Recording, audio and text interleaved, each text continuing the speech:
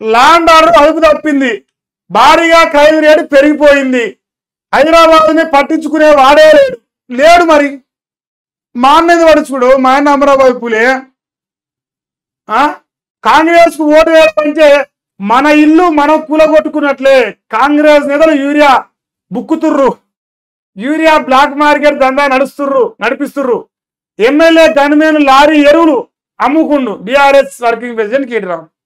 ఏం తప్పు చెప్పిండా? మీరు ఎప్పుడు ఈ తప్పు చెప్పినా ఎప్పుడు రామన్న చెప్తాడు హైదరాబాద్ ఆగమాగం చేసి పట్టించుకుంటలేరు. అది నిజమే కదా, 21 నెలకెళ్ళి చూస్తా ఉన్నాం కదా. పోనీ అది పక్కన పెట్టి ఇప్పుడు ఎరువుల యూరియా బస్తాలు అంటారు. యూరియా బస్తాలు తెలంగాణ రాష్ట్రంలో కాంగ్రెస్ పార్టీ వాళ్ళు గనిమేళ్ళు అమ్ముతారు, అనుచరులు అమ్ముకుంటారు.